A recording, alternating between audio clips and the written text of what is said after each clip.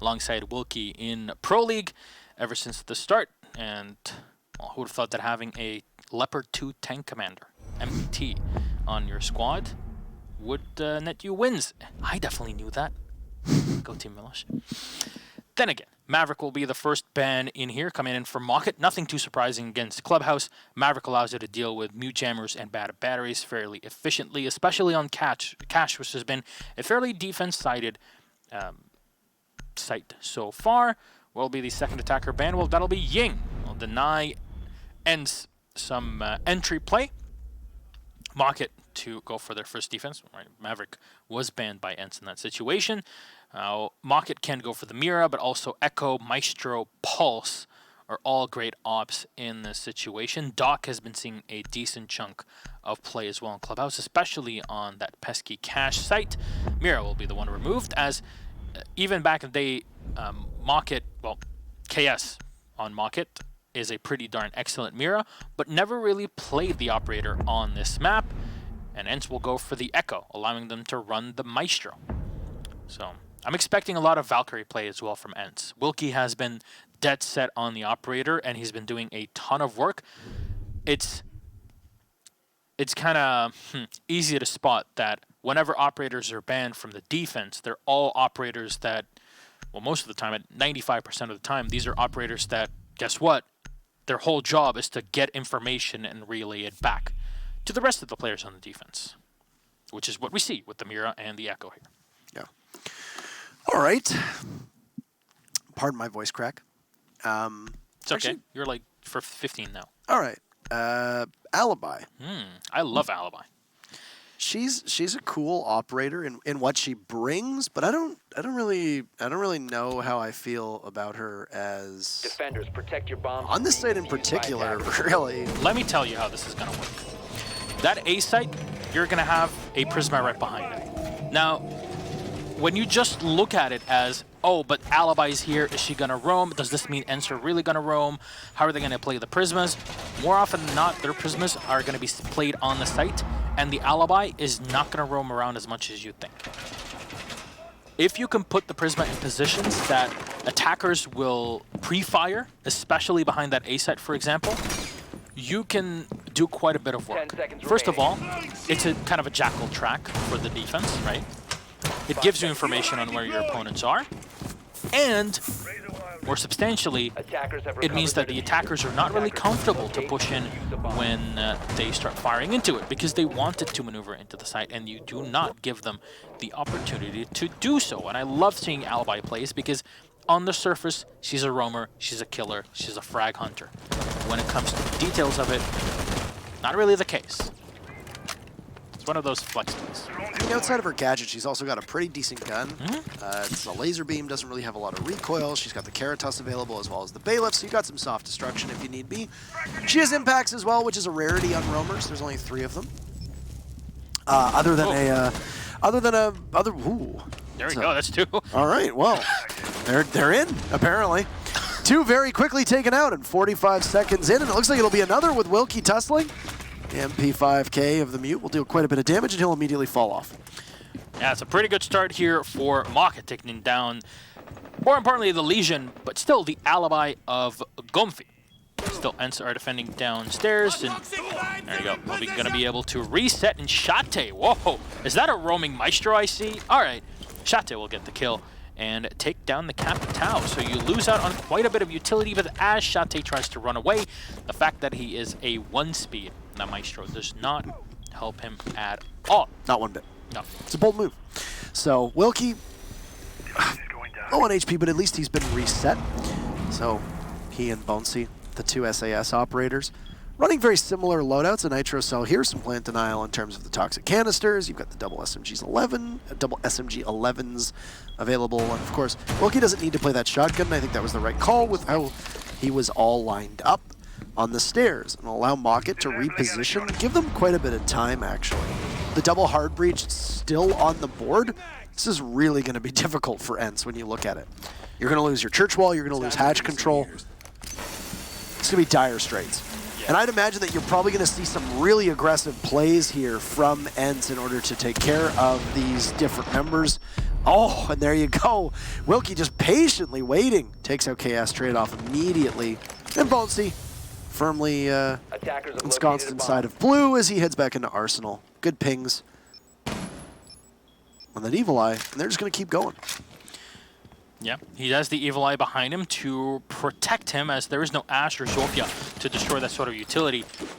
Everything can be pinged, but it's his last remote gas canister, and it's going to be pretty careful. The fight and rips. And running the Era 33 takes VODs out.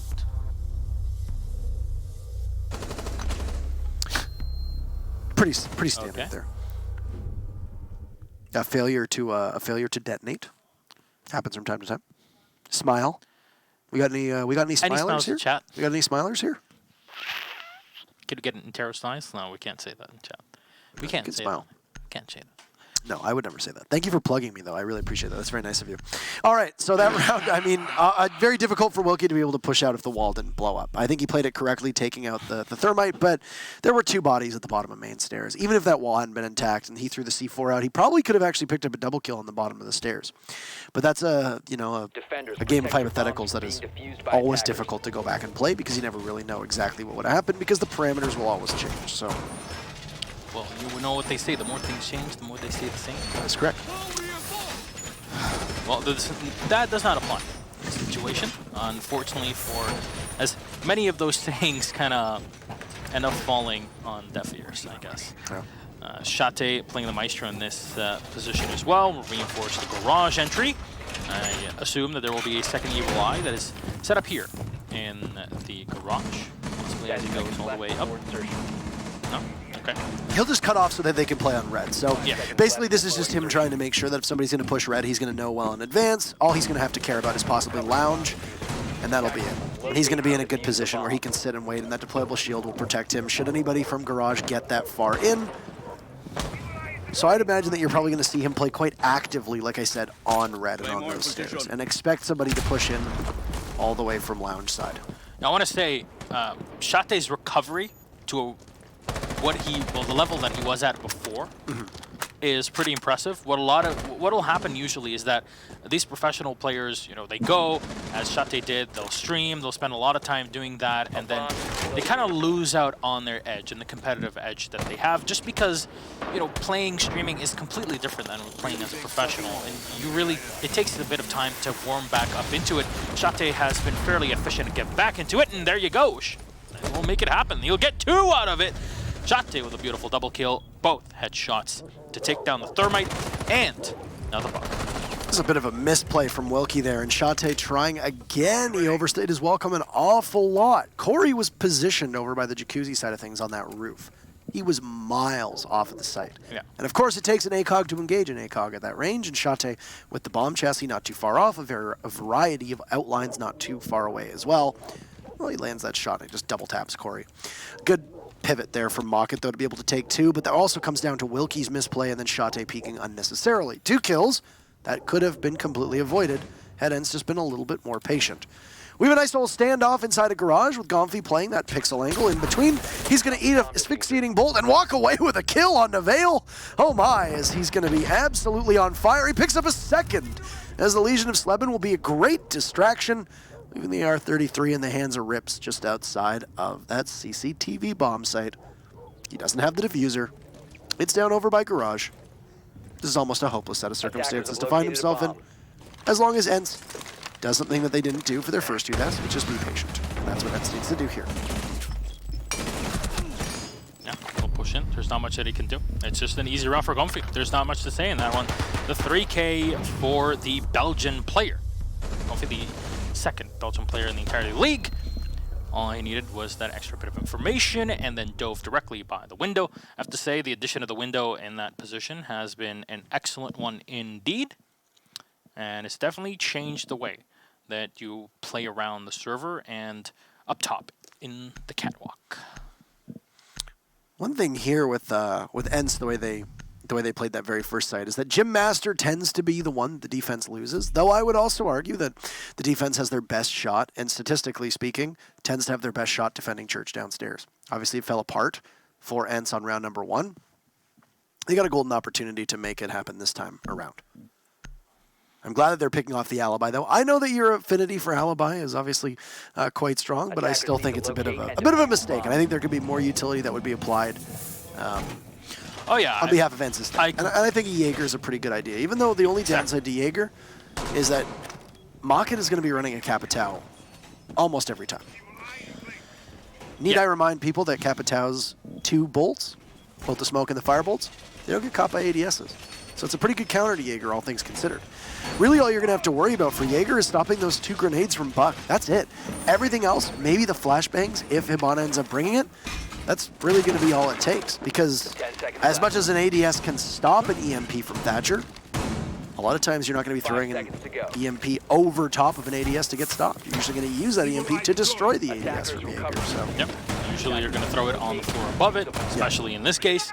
And because of the radius of the EMP, it's fairly easy for it to destroy any said ADSs.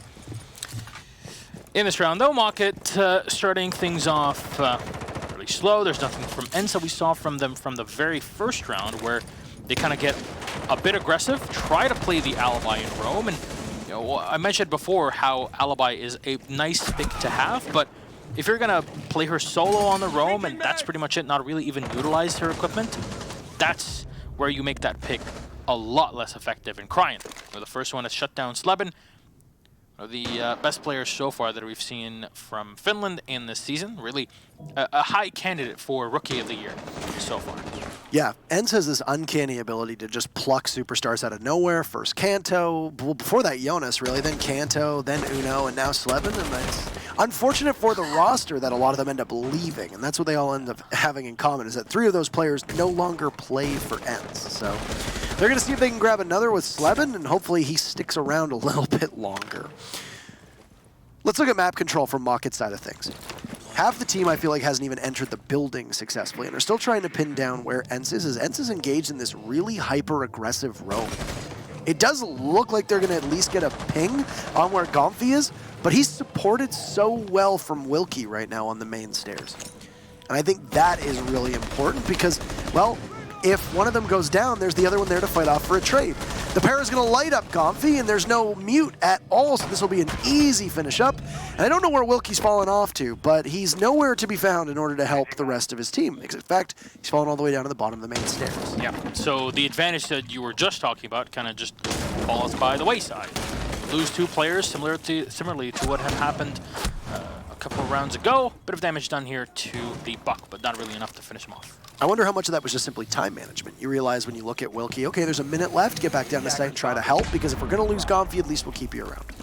That could have possibly been their thought process behind it. Oh no, I don't know if Vale actually got enough on to get the hatch. With the X-Kairos, it looks like he missed. Some Mute-Jammer right below, which is... And an impact grenade just stopped it as well. So, kitchen hatch, you don't need to worry. I'm not sure if the entirety of the X-Kairos got taken down by the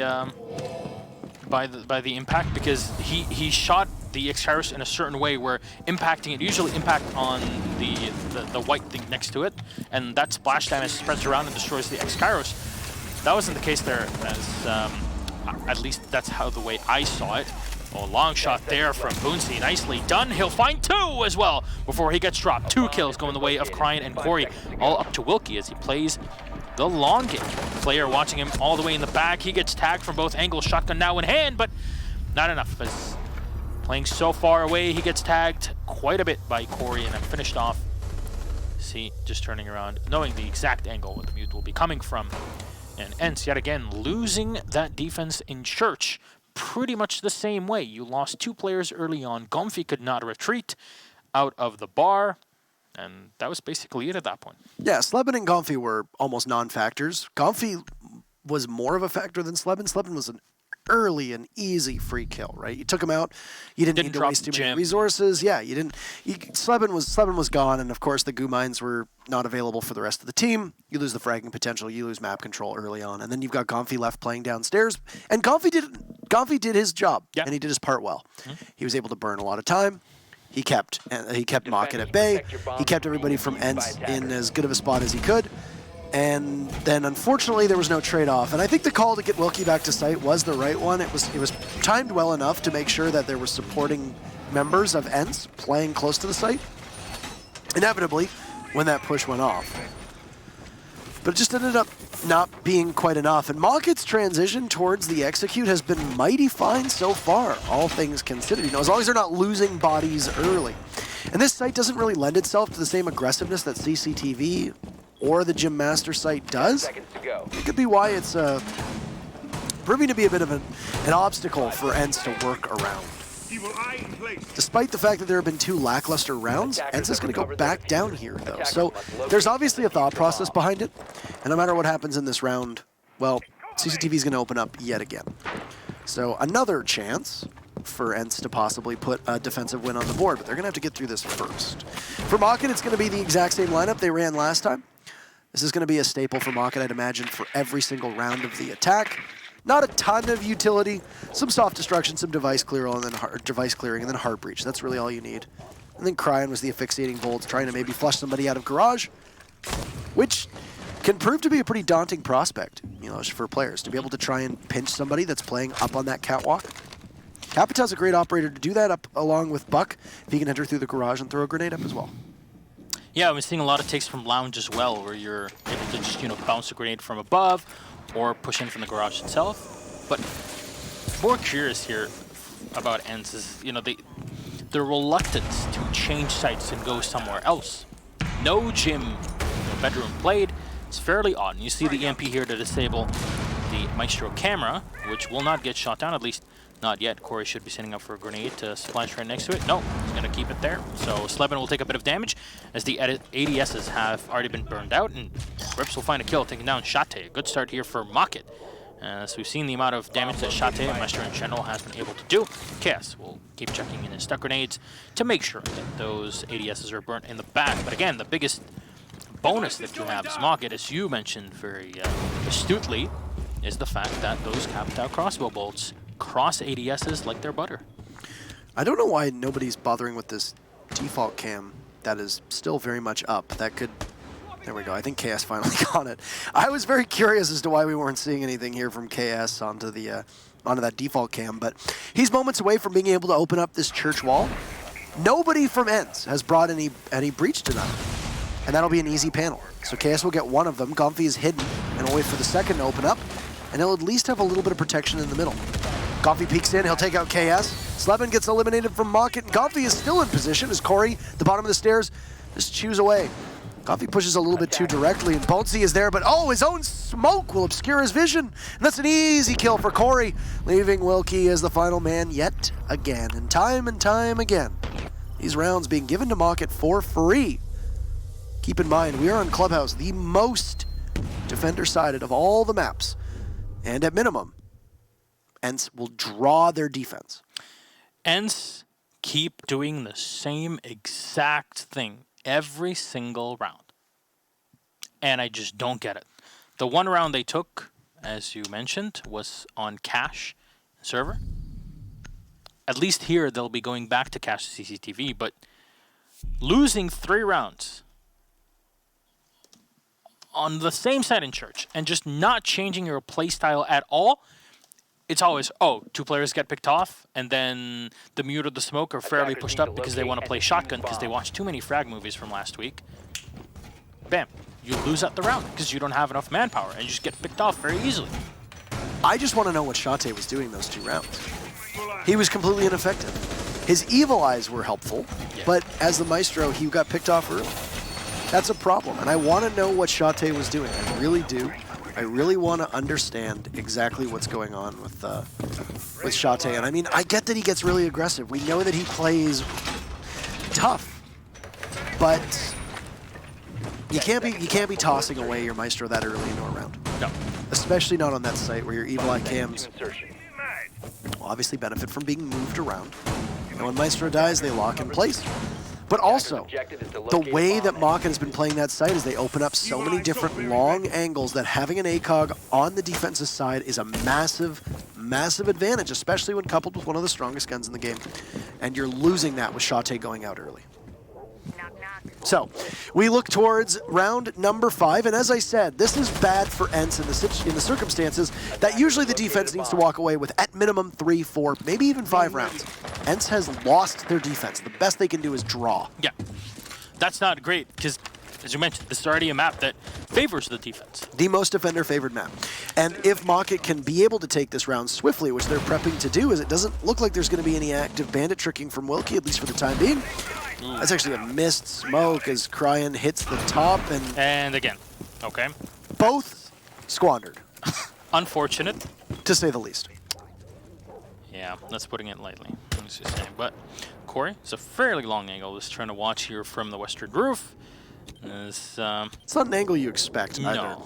You're typically planning on people being on top of the roof. Yeah, on the other roof, basically. On the other roof, which is where Shate took him out last time. Yeah. Which is over by the one panel that leads up towards Jacuzzi. But the one thing is that all of this utility from Mock-it right now has really not done all that much. See, Wilkie will actively bandit trick, but oh, Wilkie, you missed it. You picked incorrectly, and there goes the wall. Looked like he was going to possibly peek out here, but there's nobody as KS is in a position to possibly get him, but the Nitro Stone gets shot out of the air. Excellent aiming from somebody on Mock-it there, either on Corey or on Wilkie's side of things. Twice in one playdate. That doesn't really happen that often, especially not online because of, well, the fact that there's distance and ping and all of that. But, you know, still, it is indicative that these players are very much ready for anything you throw at them, literally. In that case, KS will set up to open up the garage to enter. It's unfortunate for Mock-it that Cryan was not able to use his crossbow bolts and expended both of them without doing much, the asphyxiating ones, that is. Now it's the decision, what do Mock-it do? Well, they lose out one, KS quick to refrag, Slebin though. At least try to keep the numbers in the hands of the Finns. As Mock-it with 3 players left alive will try to clutch this one out to turn it into a 3v3. Corey will find it. There's no buck in sight, at least in this game so far, to try and destroy the bottom of the cash room. Corey might have to walk up the stairs. A very dangerous task indeed. 20 seconds left on the clock, pretty much.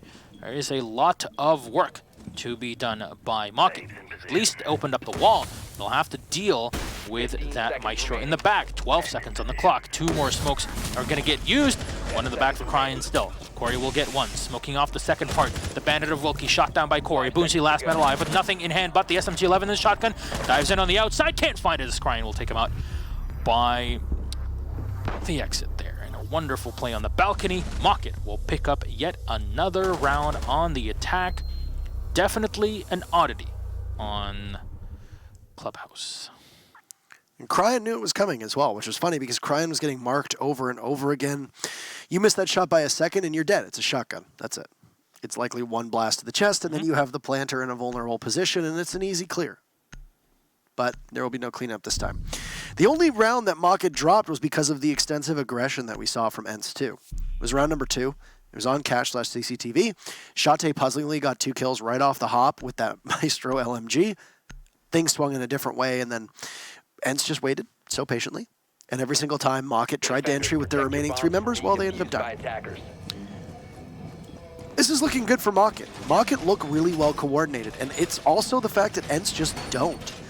This looks like ENCE not really knowing what's going on.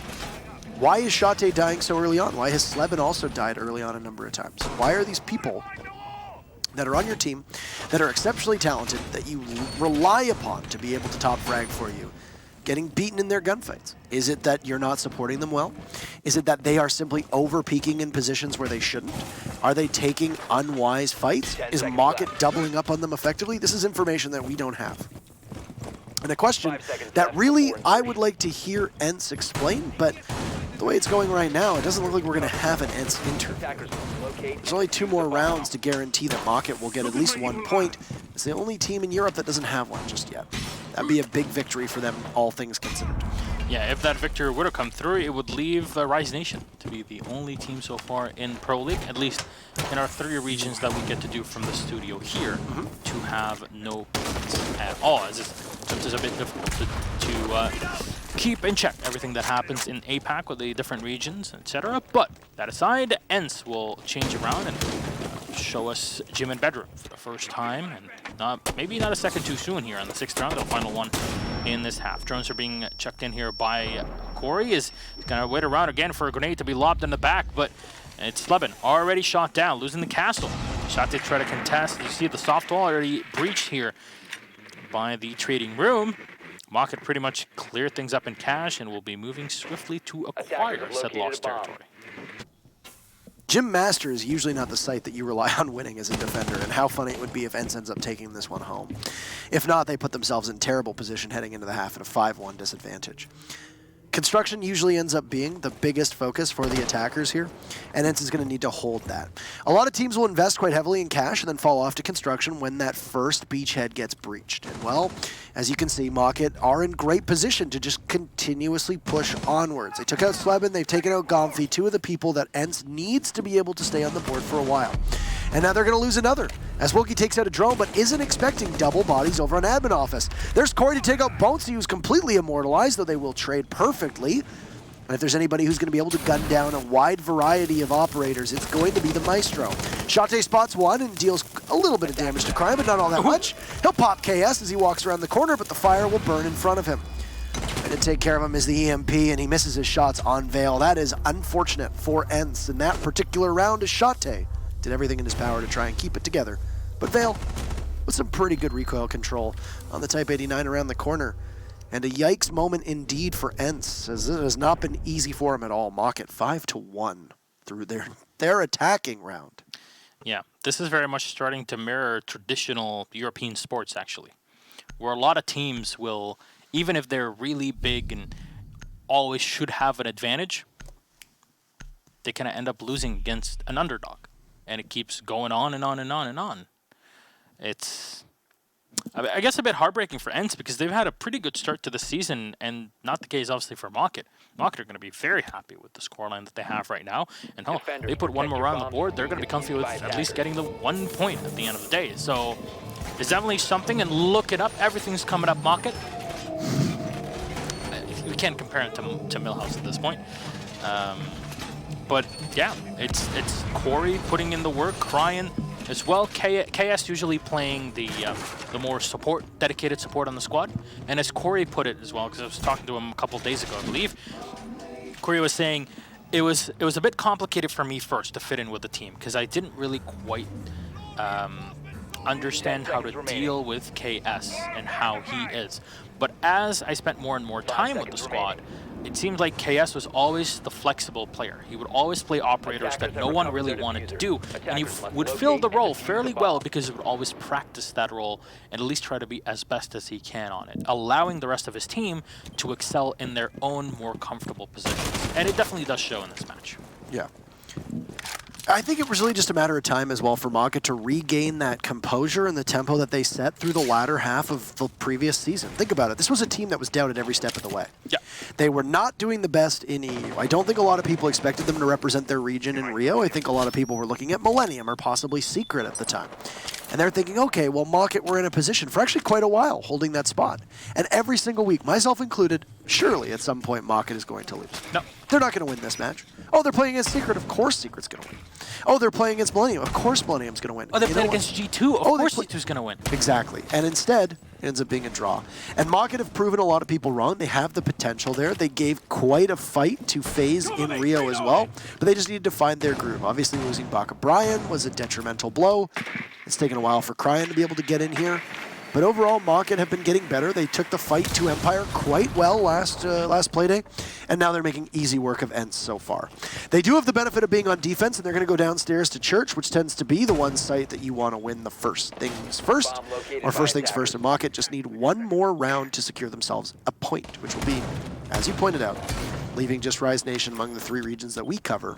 Yeah. Pointless. I want to say that it doubles the amount of rounds that you get, but 2 times 0 is 0. Still 0. All right. Corey still playing inside Church himself. Chaos pushed up quite close. Why? Because he's got impact grenades. We can use them very efficiently here to destroy.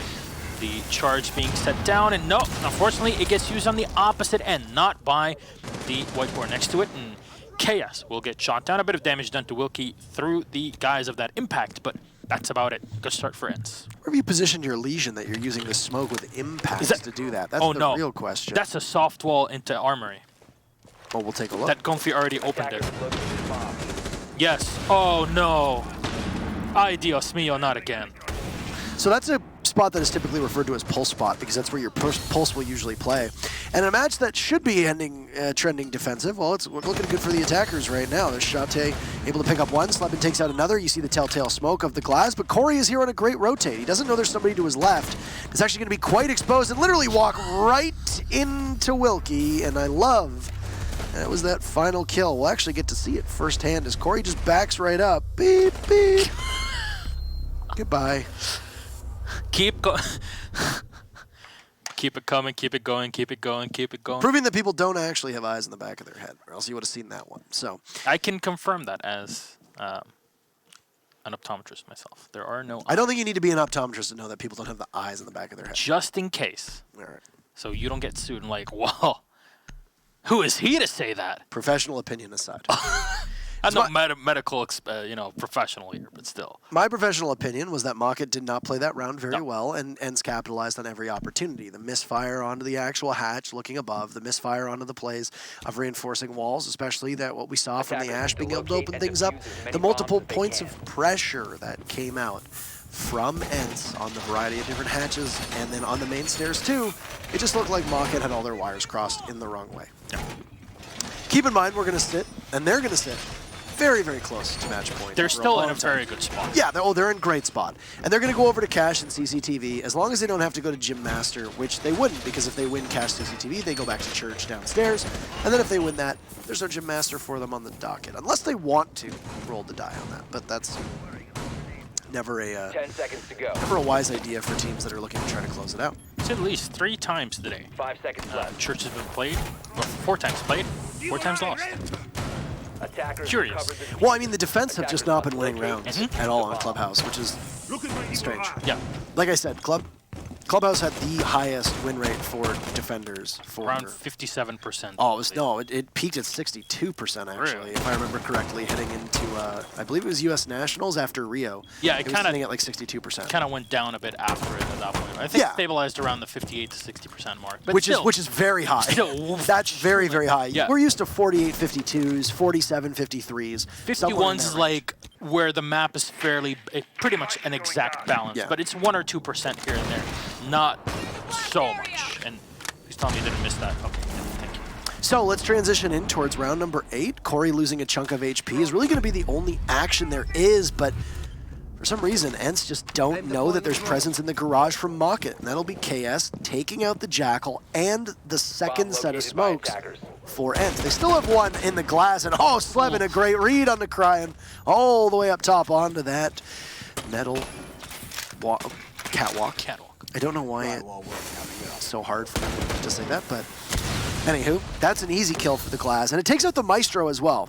You've still got NACOG and Rips available to you, but those Evil Eye cameras will remain static. KS hiding under the stairs in a position that is often commonly referred to as Harry Potter. He's going to have Rips with him just to give some covering fire, but that's an easy kill as Gomfi has the second opening to take out KS, and he's so close to possibly spotting the Jaeger of Vale. He doesn't see him. Yeah, unfortunate there for Gomfi, but Vale at least putting himself in a position where ENCE think that that part of the map is clear because they were in it just a bit ago.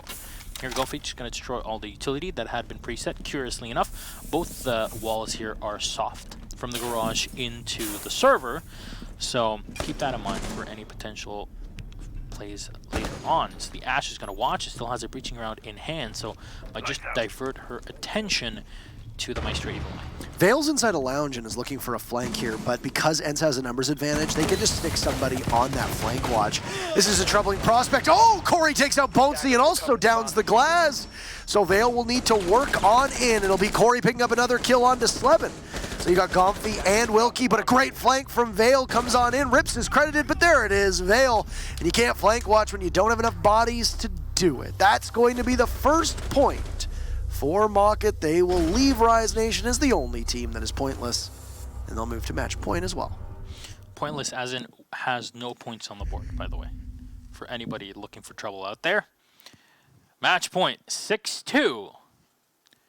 It's complicated for ENCE. I have to say, their defense was sorely disappointing. It very much left a lot to be desired. That was a rough round because ENCE actually did appear to be in the driver's seat. You keep Comfy in a position to watch your flank. Slebin finds a great shot there. And Slebin just failed to connect onto the bandit, and that bandit took out one and then also dropped the other. And that was really when things unraveled, because at that point you have to take the Ash off flank watch. You go from a 4v3 to a 2v3. You got Wilkie and you've got Comfy left. Comfy needs to try to get in alongside Wilkie, and as Mock-it read it correctly, you push back.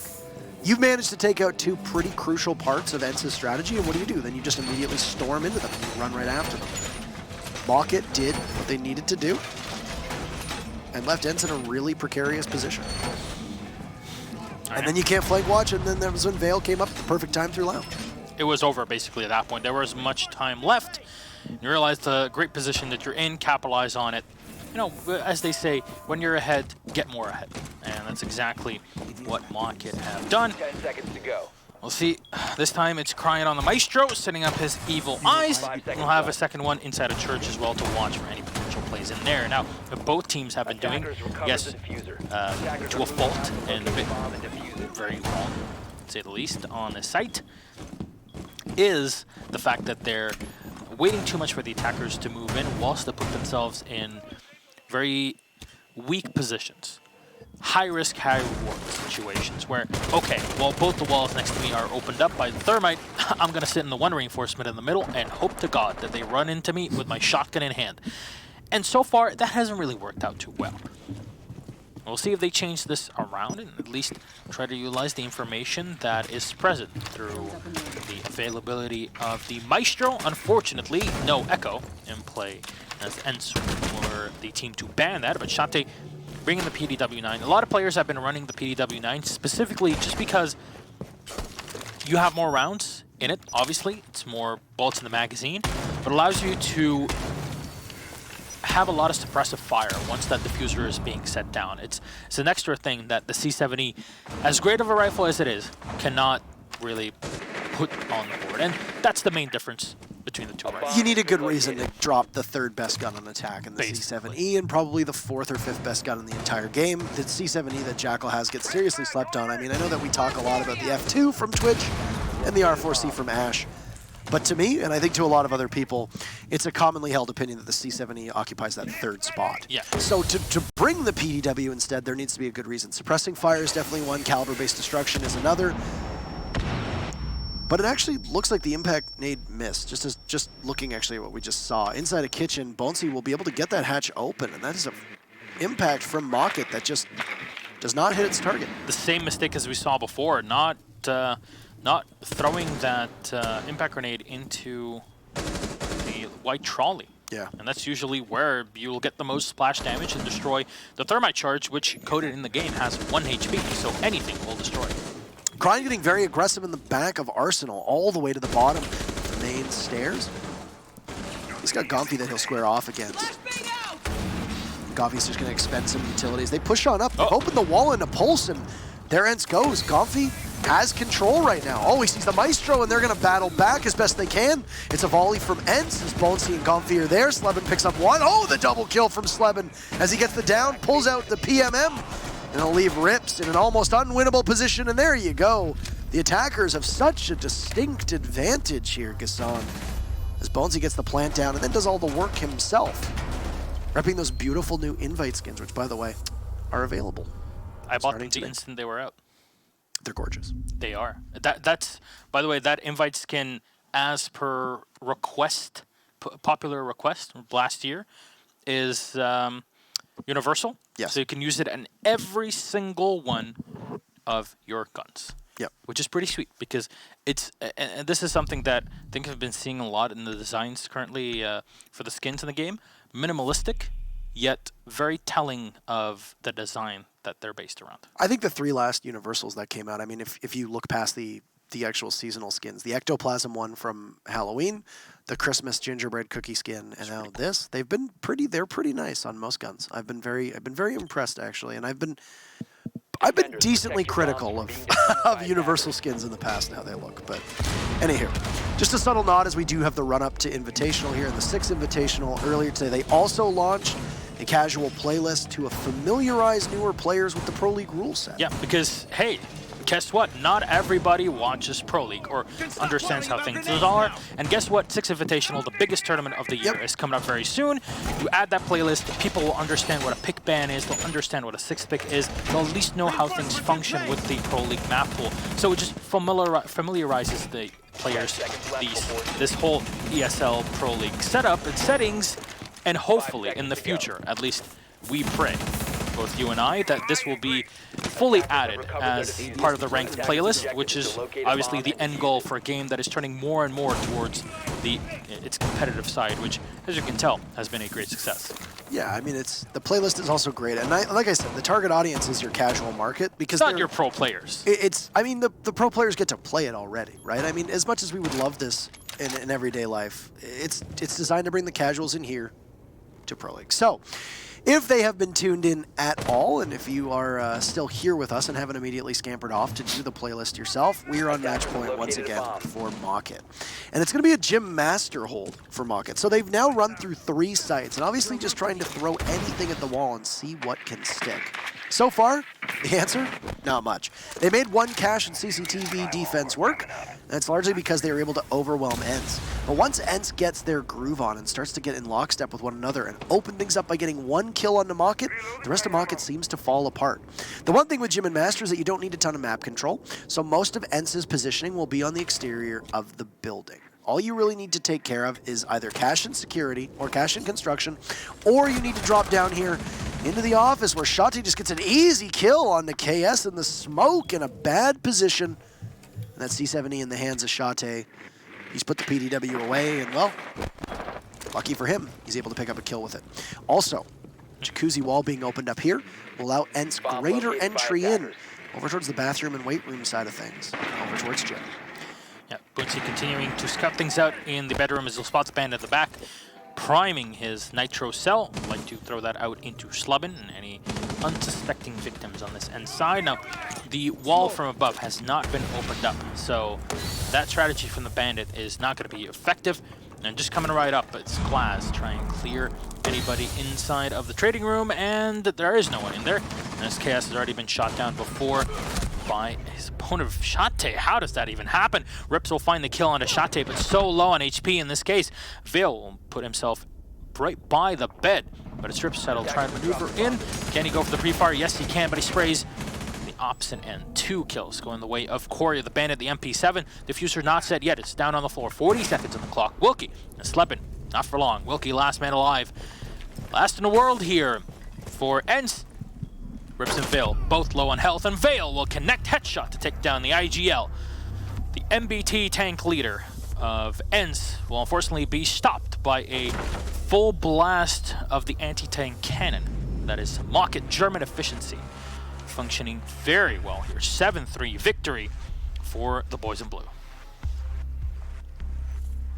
I think I have to say, this whole game is Corey's game. This is Corey versus ENCE. It was a great performance Look at that. from Corey. Just excellent. Absolutely excellent play. Really stands out to me is the fact that Rips died 3 times in 10 rounds. Mm-hmm.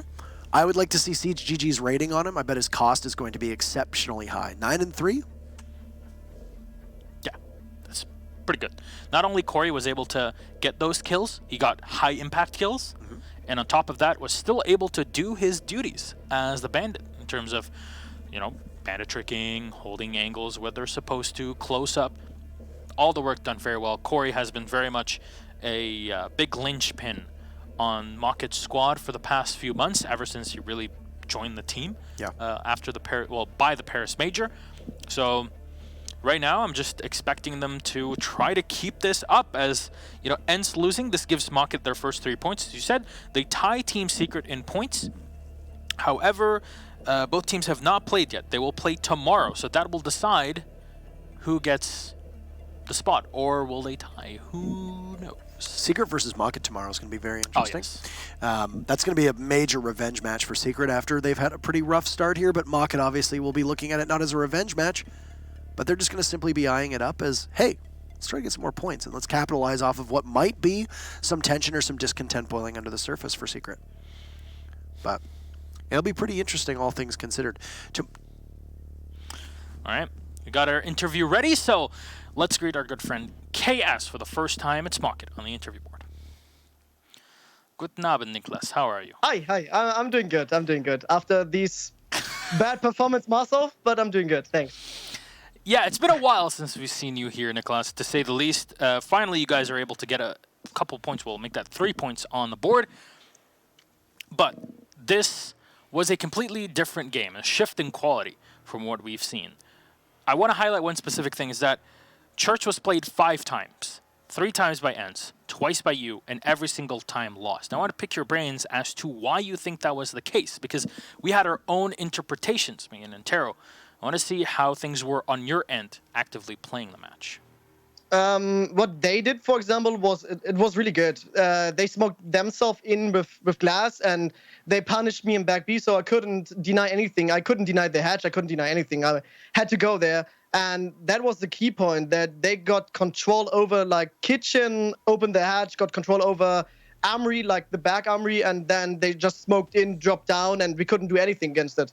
And why they did lose this is most likely they roamed, and they lost the most players in roaming, in my opinion. And they couldn't do anything because they had no bandit to deny the breach in Church.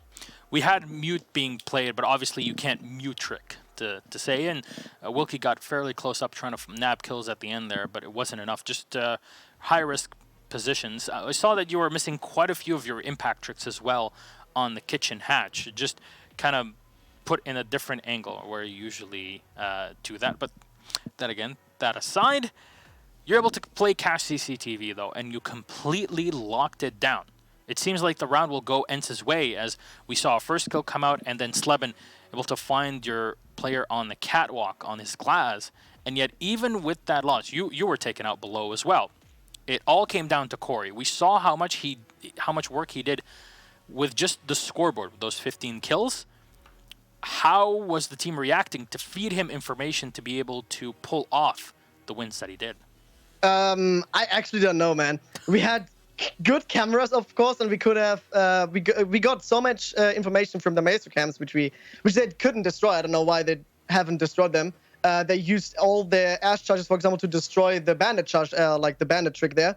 And I think that Corey did great there because of the information he got from us. They tried to push the side, but they got denied by the cam and the information from us. Yeah, and then you guys went on to Gym and Bedroom, which is not a site that a lot of teams will go for, at least not what we've seen between you two here. Didn't work at all for ENCE. In your way, you had the bandit, Corey in this case as well, playing in the bathroom, but at least from what we saw on our spectator side, is that the top of the wall was not opened up for him, primed to chuck nitrocell over the wall, which is a bit odd to see. But you lost your gunfight to Shate. Were you not expecting anyone to peek you from that hatch? Or what happened there? I expected someone to pick that hatch, but it was, I don't know. I don't want to say something bad about this, but I couldn't hit his head. It was like his feet in front of it, so I couldn't do a lot of damage with the SMG-11. So you have to get the first couple bullets into his head, otherwise you lose the gunfight because the recoil is way too big, and that's why I lost the gunfight there, obviously. And you were able, though, however, to corner and corral all of ENCE into one singular position, and with that, the entire round just came to a close 3v1. Even Wilkie himself was not able to save the day in that situation. But again, congratulations on the victory against ENCE. It puts you back on the board, to say the least. We saw the Mock-it come back in the previous season. Maybe this will be a second time. Who knows? But anything you'd like to say to your fans for the first time so far in the season? Nothing special, just thanks for the support, even for the people which were still behind us after all these losses. Let's hope that we are back again in the scene with the German team. All right, well, thank you very much, Sir Ronald, a.k.a. Niklas. We'll see you later. Good night. Well spoken. Obviously, high spirits. You can see how excited, obviously, they needed it. They really did, especially in the run-up to the Invitational. Because not only are we looking at Pro League, but you've also got the SI right now, the 6 Invitational, looming overhead and looming not too far off. And they've got a pretty tough group. Yeah. And they've looked pretty weak as a team. And you obviously don't want to go in there and underperform expectations, especially when there are people that doubt your abilities in Rio and maybe think that there would have been a more deserving team going to Brazil. You have to quiet those haters, right? Yeah, and well, in this match, they definitely did so. It's been very odd, actually. So you mentioned 6 Invitational, SI 2019. A lot of people have been asking, what's the Invitational? Because there's a lot of new people coming into the scene. Yep. Sixth Invitational is literally the World Championship of Siege. It's the biggest event there is. Yeah, you saw Rio, there's a lot of people there. But in terms of the clout, the money, the fame, it all happens in Montreal. And that's going to happen in under 3 weeks. So we're not too far away from it. A lot of people are already booked to go. And, well, all 16 teams are locked in for it. So I'm pretty excited to see what happens there. I hope that clears it out because there's been a lot of confusion and very odd because we don't usually talk about Sixth Invitational until we get very close to the event, right? Just because of how it functions. Standings, though, at the end of the day. So here's what we're looking at now with Empire getting their one draw. Well, they get 1 point. And Lestream jumps over Chaos. They both started the day tied at 9. Penta vaults all the way up to 4th. So that just goes to show you everything is up for grabs here. G2 could have even moved up to 4th as well had they picked up more than just the 1 point that they got. But now that puts Secret and Mock-it down below. And keep in mind, this is going to be the saddest part, is that there's an auto-relegation spot. The team that finishes dead last, similar to last season, the team that finishes dead last is gone. That's it. They're all done. And unfortunately, right now, it is Mock-it sitting in that position. But Secret's also not that much better off. And tomorrow, they play each other. Yeah, and that is it. Tomorrow is going to be a big play day for Europe because it will set the course for the final play day number 7 next week. Before we go to Invitational, of course, Pro League is divided into these 14 play days where each team plays once in one best of 1. You get to play the same opponent twice throughout the whole season. So putting 7 good play days on the board can guarantee you a spot later on, as let's say you win all 7 play days and then win 1 or 2 after it in the second half, just like G2 did in the last season. Well, you auto-qualify because there's no way that you're going to lose that first spot. That aside, one of the matches that are going live tomorrow: Empire versus Lestream, ENCE versus Penta Sports, Secret versus Mock-it, Chaos versus G2, and that's you and Michael back on here. That will be. So thank you for joining us. Obviously, once again, to Emzo, best of luck back home. Yep. We hope the best for you, Mr. Becker. And we'll see you in Montreal. All right. But it was a pleasure, as always, to get to share it here. And that's it for today. So we'll be live again tomorrow in just under 24 hours. Michael and I to take you through an exciting EU Play Day. All right. Thank you very much, ladies and gentlemen, for watching. We love you. Good night.